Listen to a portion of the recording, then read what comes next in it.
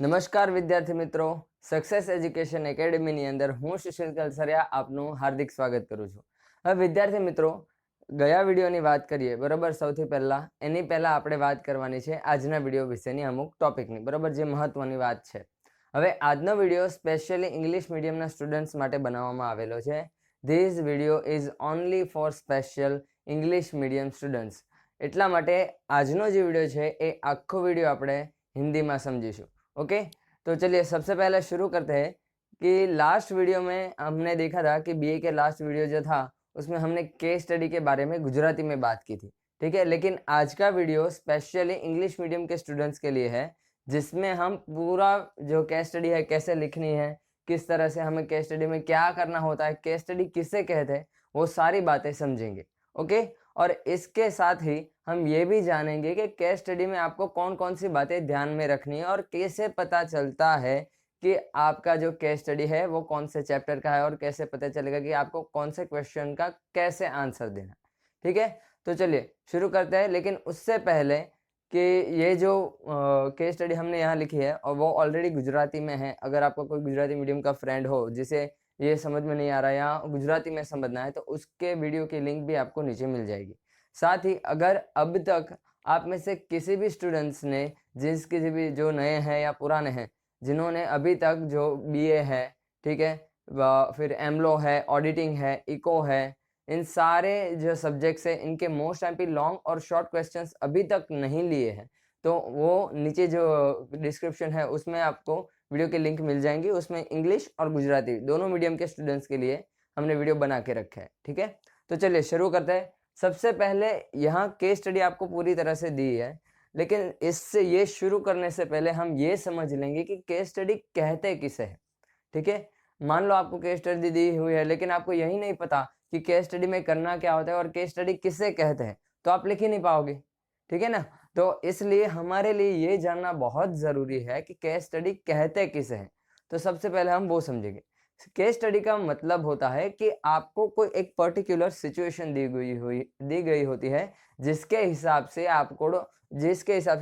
आपको क्या करना है, उस सिचुएशन को अपने हिसाब से हैंडल करना है। अगर आप उस वक्त वो सिचुएशन आपकी कंपनी में होती है या आपके जो कोई इंस्टीट्यूशन है, ठीक है, आप जो कोई भी कंपनी चला रहे हो उसमें होता है, तो आप क्या करोगे, वही बात आपको सिर्फ रिटन में लिख के देना होता है, उसे हम कहते हैं केस स्टडी, ठीक है।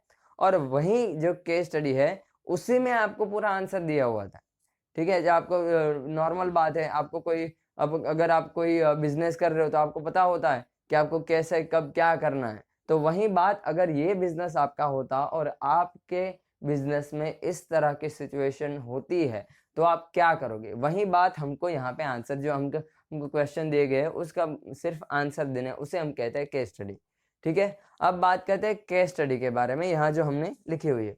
सबसे पहले जब कभी आपको केस स्टडी लिख रहे हो तो सबसे पहले वो पूरी केस स्टडी आपको एक बार अच्छे से पढ़ लेनी है और उसके साथ ही आपको अच्छे से समझ भी आनी चाहिए, तभी आप पूरा सच्चा आंसर लिख पाओगे। अगर आपको क्वेश्चन ही पूरा समझ में नहीं आया तो आप आंसर कैसे लिखोगे, ठीक है ना। तो इसलिए आपको यहाँ सबसे पहले जो केस स्टडी का जो आपका पूरा क्वेश्चन दिया गया है वो पूरी अच्छी तरह से आपको समझना है।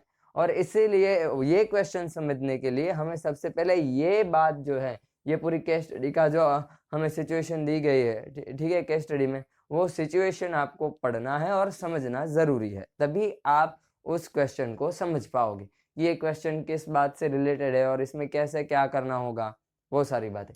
तो सबसे पहले हम शुरू करते हैं। Omkar gems and jewellery limited intends to start a company in Surat to make gold and diamond jewellery in Surat and sell them in India and export to foreign countries, ठीक है। अब यहाँ तक नॉर्मल है कि आपको हमको ये बताया गया है कि Omkar gems and jewellery limited है, उनको सूरत में कंपनी स्टार्ट करनी है, जो कंपनी गोल्ड बना के और डायमंड ज्वेलरी बना के सूरत में से कहाँ बेचेगी, पूरे इंडिया में और साथ ही फॉरेन में, यानी कि इंडिया के बाहर भी बेचेगी, ठीक है। इतनी बात तो हमको समझ में आती है। लेकिन अब जो भी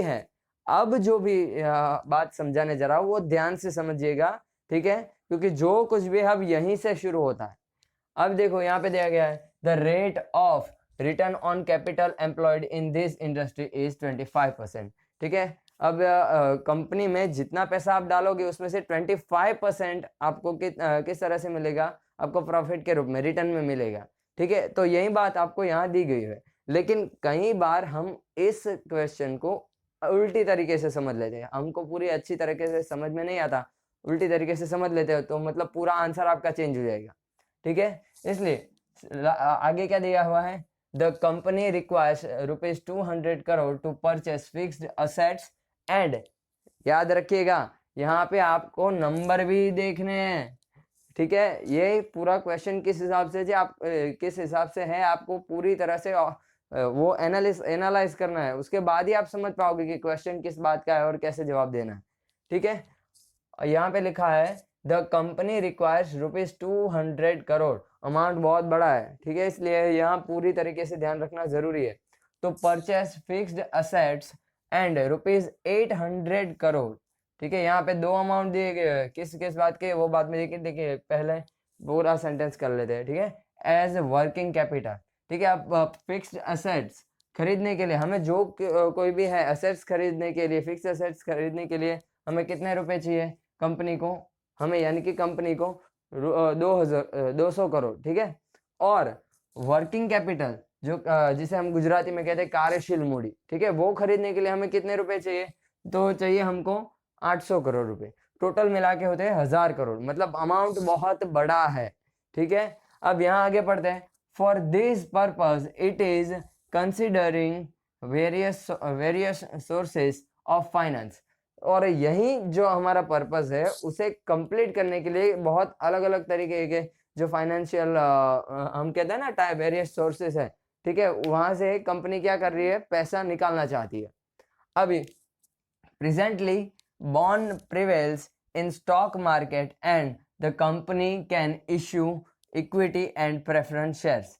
अभी यहाँ पे समझो, आपको कई बार ऐसे वर्ड्स दिए गए होते हैं जिसका आपको मतलब ही नहीं पता, या आप समझ नहीं पाते हो क्या इसका मतलब क्या होता है। तो यहाँ समझो प्रेजेंटली मतलब अब आज के समय में अभी क्या हो रहा है, तो क्या बॉन्ड प्रिवेल्स मतलब जो शेयर मार्केट में उसमें उसका भाव क्या है, शेयर मार्केट में अभी तेजी चल रही है, हम कहते हैं ना तेजी और मंदी, वहां उसी तरह से यहाँ शेयर मार्केट में क्या चल रही है, तेजी चल रही है आज के हिसाब से। लेकिन कभी ना कभी the company can issue equity and preference shares, और उसके हिसाब से कंपनी क्या कर रही है, इक्विटी शेयर और प्रेफरेंस शेयर बाहर, प्रेफरेंस शेयर और इक्विटी शेयर क्या कर रही है, बाहर निकाल रही है, मतलब कंपनी दे रही है, उसके हिसाब से कंपनी पैसे ले रही है। Company can also issue 9% debentures in the market, और कंपनी साथ ही क्या करेगी, 9% के डिबेंचर्स के हिसाब से भी वहां से भी पैसे निकालेगी। ठीक है, और इस तरह से company equity share, preference share और साथ ही क्या दिया हुआ हमें 9% के डिबेंचर्स, वो सब करेगी। ठीक है, वो उन तीनों के तरीकों से वो कंपनी पैसे इकट्ठे करेगी। किस चीज के लिए, हमें टोटल कितना अमाउंट चाहिए, 1000 करोड़, तो ऐसा एक में से सिर्फ इक्विटी में से तो मिल नहीं जाएगा। ठीक है, और किसके लिए, फिक्स असेट्स खरीदने के लिए और वर्किंग कैपिटल के लिए। ठीक है, मार्केट में जो 9% के डिबेंचर्स है वो पब्लिश करेगी। Besides it can also avail public deposit at 8% and loan from cooperative bank, और साथ ही उसे क्या, आप उसे उस बैंक को पब्लिक डिपॉजिट और 8% की लोन भी मिल सकती है कोऑपरेटिव बैंक में से, वो वहां से भी ले सकते हैं। तो ये पूरा जो हमें केस स्टडी में सिचुएशन दी गई है, अब उसके हिसाब से हमें यहाँ पे क्या दिया हुआ है, क्वेश्चंस दिए हुए हैं 2, अब उस क्वेश्चंस का आंसर हमें देना है। ठीक है, अब हमें यहाँ देखिए पहला क्वेश्चन है, in light of merits and demerits of various sources of finance and financial requirements. हमें क्या गया है, फाइनेंशियल रिक्वायरमेंट्स मतलब कि जो पैसे की जरूरत है उसकी बात कर रहे हैं। Of the company state which capital structure should the company adopt. अब जो यहाँ पे हमें जो कहते हैं ना वो कैपिटल, अब हमारा जो कैपिटल स्ट्रक्चर है उसके हिसाब से जो हमारे फायदे हैं या नुकसान है उसके हिसाब से अगर कंपनी को इतना अमाउंट चाहिए, ठीक है, तो उसे कौन सा कैपिटल स्ट्रक्चर अप्लाई करना चाहिए। क्योंकि हम जानते हैं कोई भी कंपनी हो, कैपिटल स्ट्रक्चर उसे अप्लाई करना ही पड़ता है। और उसके हिसाब से यहाँ हम समझे कि सबसे पहले हमारे लिए ये समझना ज़रूरी है कि कैपिटल स्ट्रक्चर है क्या और वो कितने टाइप के होते हैं। तो वो भी मैं यहाँ आपको समझा देता हूँ। अभी सबसे पहले तो इसके हिसाब से हमें ये पता चल जाता है कि हमारा जो चैप्टर है बीए के अंदर, ठीक है, बिजनेस एडमिनिस्ट्रेशन सब्जेक्ट के अंदर हमारा जो चैप्टर है कैपिटल स्ट्रक्चर, उसके हिसाब से हमें यहाँ क्वेश्चन दिए गए हैं और उसी के हिसाब से उसके अंदर जो हमारे आते हैं ना कैपिटल स्ट्रक्चर के टाइप्स, और उसके हिसाब से हमें आंसर देने, ठीक है। और इस हिसाब से हम देखें तो कैपिटल स्ट्रक्चर में टोटल 4 टाइप्स है, ठीक है। There is 4 types of capital structure और वो 4 टाइप्स है। सबसे पहला है इक्विटी शेयर्स ओनली, ठीक है। सेकंड है equity shares and preference shares only.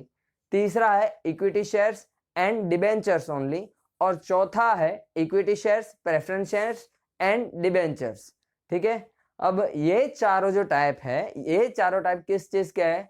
Capital structure के। लेकिन अगर हमें ये ही नहीं पता कि कैपिटल स्ट्रक्चर असलियत में होता क्या है तो हम वही समझ नहीं पाएंगे, ठीक है। ये चारों कैपिटल स्ट्रक्चर, आखिर में कैपिटल स्ट्रक्चर होता क्या है हम यही नहीं समझ पाएंगे तो हमें पता ही नहीं चलेगा कि कैपिटल स्ट्रक्चर के ये 4 टाइप्स है, इसमें से कौन से टाइप का यूज कब होता है, कैसे किया जाता है, हमें ये पता ही नहीं चलेगा।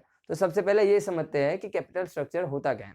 अब अगर किसी कंपनी को कितने भी अमाउंट की जरूरत पड़ने वाली है, ठीक है, वो चाहे वो अपने लिए हो, अपनी कंपनी के हिसाब से उसे कुछ खरीदना हो, या फिर उसे कुछ भी प्रॉफिट या लॉस होता हो, उसके हिसाब से कंपनी पूरे ईयर के लिए उसे जितना भी अमाउंट चाहिए होता है, फिर चाहे वो पूरे साल के खर्चे के लिए भी क्यों ना हो, ठीक है, या फिर किसी और चीज के लिए भी क्यों ना हो, तो कंपनी को जितना अमाउंट चाहिए वो सारा अमाउंट में से वो कंपनी के पास कितने जो सोर्सेज है इनकम के, ठीक है, कि कहाँ से उसे पैसा मिल सकता है, वो सारे सोर्सेज के हिसाब से जो कंपनी एक स्ट्रक्चर तैयार करती है कि जिसे हम कहते हैं कैपिटल स्ट्रक्चर, कि जिसके हिसाब से कंपनी को पता चल जाता है कि हमारे पास इस महीने में इतना अमाउंट आने वाला है, टोटल हमारे पास इतना अमाउंट है, इतनी कैपिटल है, उसे हम कहते हैं कैपिटल स्ट्रक्चर। ओके, और जैसे कि मैंने अभी बताया there is 4 types of capital structure. सबसे पहला इक्विटी शेयर्स ओनली, दूसरा है equity shares and preference shares only, तीसरा है equity shares and debentures only, और चौथा है equity shares, preference shares and debentures, ठीक है। अब यहाँ पे कौन सा अप्लाई करना है हमें ये तो पता चल गया, ठीक है, कि अभी यहाँ कितने टाइप का कैपिटल स्ट्रक्चर होता है और इनमें से हमें कौन सा अप्लाई करना है अब वो जानना है, ठीक है। अब पहला सवाल ये है कि आप कौन सा कैपिटल स्ट्रक्चर अप्लाई करोगे इस सिचुएशन में, अगर आपकी कंपनी इस सिचुएशन में है तो आप कौन सा कैपिटल स्ट्रक्चर अप्लाई करोगे। तो मेरा जवाब है कि यहाँ हम अप्लाई करेंगे इक्विटी शेयर, प्रेफरेंस शेयर और डिबेंचर्स वाला कैपिटल स्ट्रक्चर, ठीक है। सर ऐसा क्यों, आपको कैसे पता चल गया? अभी ये समझाता हूँ कि पता कैसे चला कि हमें ये वाला कैपिटल स्ट्रक्चर अप्लाई करना है। तो सबसे पहले मैंने आपको शुरू में ही बताया कि आपको अमाउंट पे भी नजर डालनी है, साथ ही कंपनी की जो एक्टिविटीज है वो क्या करेंगे और क्या कर सकते हैं वो हमें पता चल गया। तो मान लो हमें पता चल गया कि कौन सा कैपिटल स्ट्रक्चर अप्लाई करना है, ठीक है। अब मान लो यहाँ पे सबसे पहली बात कि अमाउंट बहुत बड़ा है, ठीक है। अब 4 कैपिटल स्ट्रक्चर है तो उसमें से सबसे ज्यादा जब भी बड़ा अमाउंट होता है तो जो इक्विटी शेयर्स ओनली है उसके हिसाब से तो पूरा का पूरा अमाउंट कंप्लीट हो ही नहीं सकता, इसलिए वो तो आने से रहा, ठीक है। दूसरे 3 है उनमें से 2 है जो कैपेबल है कि यहाँ यह अप्लाई हो सकते हैं, ठीक है, तीसरा और चौथा, आई मीन दूसरा भी हो सकता है कैपिटल स्ट्रक्चर के हिसाब से, ठीक है। तो सबसे पहला तो यहाँ अमाउंट बहुत बड़ा है। दूसरी चीज कि यहाँ कंपनी तीनों तरीकों से पैसे निकालने की फिराक में, ठीक है, मतलब कंपनी तीनों तरीके से अपने पैसे निकाल सकती है। कौन कौन से? इक्विटी शेयर के हिसाब से, प्रेफरेंस शेयर से, और साथ ही यहाँ हमें बताया भी गया है, मैंने हाईलाइट भी किया, आपको बहुत बार कहा है कि यहाँ पे ध्यान देना। तो यहाँ पे देखा है 9% डिबेंचर्स, ठीक है, मतलब 9% के डिबेंचर्स। तो आ गया ना इक्विटी, प्रेफरेंस शेयर और डिबेंचर्स, तो तीनों का उपयोग यहाँ होता है, ठीक है।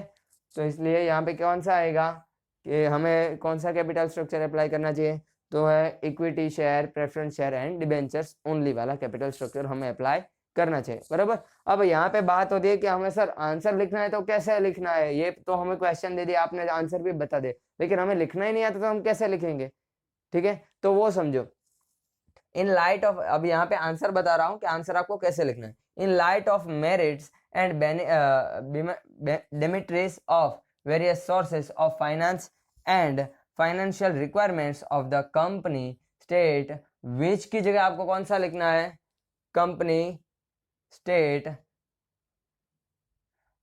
शुड अडॉप्ट, बराबर, ठीक है। कंपनी शुड अडॉप्ट कौन सा capital structure, equity share, preference share and debenture only वाला कैपिटल, ठीक है। यहाँ पे हमारा आंसर क्या होता है, कंप्लीट होता है। अब दूसरे क्वेश्चन की बात करते हैं। हमें ये तो पहले क्वेश्चन में हमें ये पूछा गया था कि आप कौन सा कैपिटल स्ट्रक्चर अप्लाई करोगे, ठीक है, तो वो हमने बता दिया कि हम कौन सा कैपिटल स्ट्रक्चर अप्लाई करेंगे। अब दूसरे में हमें क्यों आप वही कैपिटल स्ट्रक्चर अप्लाई करोगे वो हमें बताने के लिए कहा गया है। मतलब आपको रीजन बताना है कि आप यहाँ कंपनी में कौन ये वाला कैपिटल स्ट्रक्चर क्यों अप्लाई करोगे, इसका रीजन क्या है, ठीक है। तो उसके हिसाब से देखे जाए तो मैं चारों जो कैपिटल स्ट्रक्चर है उसके यूज समझाता हूँ, ठीक है।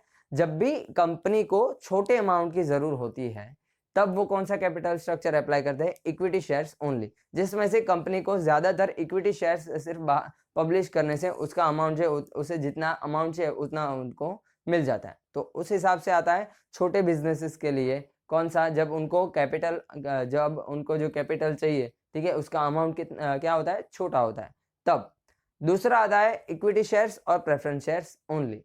अब यहाँ बात देखें तो जब कंपनी इक्विटी शेयर्स और सिर्फ प्रेफरेंस शेयर्स इन दोनों को ही पब्लिश करके जब अमाउंट इकट्ठा करती है तब हम अप्लाई कर सकते हैं equity shares and preference shares only. और इसे किस लिए यूज किया जाता है कि जब हमें थोड़ा अमाउंट ज्यादा चाहिए, ठीक है, कंपनी को अमाउंट ज्यादा चाहिए, कैपिटल ज्यादा चाहिए, इकट्ठी ज्यादा करनी है, लेकिन अगर हमें साथ ही जो हमारे यहाँ इन्वेस्टर्स हैं उनको अट्रैक्ट करना है हमारे बिजनेस की तरफ, तब हम क्या करेंगे, इक्विटी शेयर और प्रेफरेंस शेयर वाला जो कैपिटल स्ट्रक्चर है वो अप्लाई करेंगे। तीसरा आता है equity shares and debentures only. अब सीधी बात है, डिबेंचर्स जो है वो सेफ कहे जाते हैं, ठीक है। तो जब सेफ रह के भी किसी को इन्वेस्ट करना है और हमें उतने अमाउंट की जरूरत है और साथ ही कंपनी सिर्फ डिबेंचर्स और इक्विटी शेयर्स से पब्लिश करती है, तब उसके हिसाब से उन्हें अमाउंट इकट्ठा करने के लिए वो कौन सा कैपिटल स्ट्रक्चर अप्लाई करेंगे, equity shares and debentures only, ठीक है। अब बात करते हैं चौथा और आखिरी कैपिटल स्ट्रक्चर की। तो इसमें जब भी कंपनी को बहुत बड़ा अमाउंट चाहिए, साथ ही उन्हें इन्वेस्टर्स की भी जरूरत होती है, इन्वेस्टर्स को भी खुद के अपने तरफ अट्रैक्ट करना होता है, ठीक है, तब हम कौन सा कैपिटल स्ट्रक्चर अप्लाई करेंगे, equity shares, preference shares and debentures only. साथ ही इसके जो फायदे हैं और नुकसान हैं उसके हिसाब से भी हम इसे रीजन दे सकते हैं कि हम ये वाला कैपिटल स्ट्रक्चर अप्लाई करेंगे, ठीक है। जैसे इसका रीजन है कि जब भी कोई अमाउंट है, यहाँ जैसे कि हमें बताया गया है क्या, presently bond prevails in stock market, मतलब अभी स्टॉक मार्केट में तेजी है, तो मतलब सीधी बात है, तेजी है तो बाद में मंदी भी तो आएगी ना, ठीक है। तो जब तेजी और मंदी ये दोनों चीजें वो क्या है, वो रिपीट होती रहती है, ठीक है, कभी भी कुछ भी हो सकता है।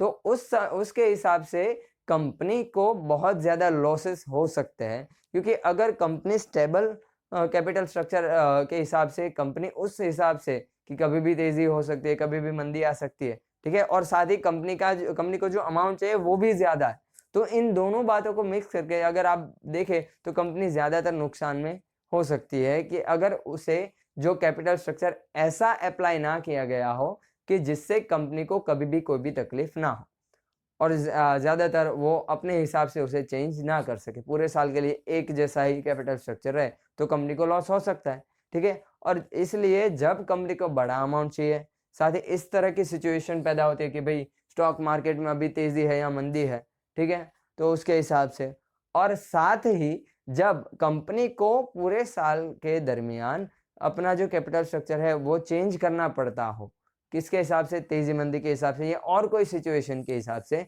तब हम कौन सा कैपिटल स्ट्रक्चर अप्लाई करते हैं, तब हम अप्लाई करते हैं इक्विटी शेयर, प्रेफरेंस शेयर और डिबेंचर्स ओनली वाला कैपिटल स्ट्रक्चर। तो इसके हिसाब से, साथ ही इसका नुकसान भी है। अब नुकसान भी आपको बता देता हूँ, ठीक है। यहाँ रीजन में तो हमें सिर्फ इसका प्रॉफिट लिखेंगे, भाई ऐसा ऐसा होता है इसलिए हम ये कैपिटल स्ट्रक्चर अप्लाई करेंगे, ठीक है। और कौन कौन सी बातें हैं जिसके हिसाब से हम कह सकते हैं कि हमें ये वाला कैपिटल स्ट्रक्चर अप्लाई करना चाहिए कंपनी में, वो सारी बातें मैंने आपको बता दी, ठीक है। अब बात करते हैं उसके जो डिसएडवांटेजेस है, उसका जो नुकसान है उसके बारे में। ये बहुत जटिल होता है, मतलब इसे ज़्यादातर चेंज करना थोड़ा मुश्किल होता है, लेकिन हाँ, एक बार इसे चेंज कर सको तो आप इस कंपनी के जो सिचुएशन है उसके हिसाब से हम इसे चेंज कर सकते हैं। और साथ ही अगर दूसरी बात करें तो इसका नुकसान, इसका जो डिसएडवांटेज है वो दूसरा ये है कि इस तरीके के जो कैपिटल स्ट्रक्चर है उसमें हम ज़्यादातर हमें तीनों तरह के चीज़ की ज़रूरत पड़ती है। इक्विटी शेयर की भी ज़रूरत पड़ती है, प्रेफरेंस शेयर की भी ज़रूरत पड़ती है, और साथ ही में डिबेंचर्स की भी ज़रूरत पड़ती है, ठीक है। तो ये सारे रीज़न है जिसके कारण हम कौन सा तो कह सकते हैं कि इक्विटी शेयर, प्रेफरेंस शेयर और डिबेंचर्स ओनली वाला कैपिटल स्ट्रक्चर हम अप्लाई करेंगे, ठीक है। तो ये बात हुई केस स्टडी की, ठीक है। अब केस स्टडी यहाँ पे खत्म होती है, और एक बार फिर से कह देता हूँ कि अगर आपको बीए है, साथ ही में जो ऑडिटिंग है, इक्को है, और एमआरएफ यानी कि आपका जो एमलो कहा जाता है, ठीक है, उसके लॉन्ग और शॉर्ट मोस्ट टाइम क्वेश्चंस आपको इंग्लिश में, इंग्लिश मीडियम के स्टूडेंट्स के लिए भी नहीं मिले और गुजराती स्टूडेंट्स के लिए भी नहीं मिले, तो उन सारे वीडियो की लिंक नीचे डिस्क्रिप्शन में दी गई है। और साथ ही अगर अब तक आप में से किसी भी स्टूडेंट ने, किसी भी स्टूडेंट का वो गूगल फॉर्म्स में जो अपने डिटेल्स है, सर्वे हमने किया, हमारी टीम ने जो सर्वे किया है उसमें फॉर्म फिलअप करना बाकी है, तो प्लीज़ फिलअप कर दीजिए, जिसके हिसाब से हमें पता चले कि किस स्टूडेंट को कौन सी चीज़ में तकलीफ होती है, कौन से सब्जेक्ट में उसे ज़्यादा तकलीफ हो रही है, जिसके हिसाब से हम वीडियो बनाते रहे और आपको हेल्प करते रहे। तो इस वीडियो को ज़्यादा से ज़्यादा शेयर कीजिए, जिससे कि आपका जो फ्रेंड है उसे अगर तकलीफ हो रही है, केस स्टडी कैसे लिखनी है, कैसे बात है, कौन कौन सी बातें ध्यान रखनी है, तो उसे पता चले, ठीक है। तो अब मिलते हैं नेक्स्ट वीडियो में, तब तक के लिए थैंक यू।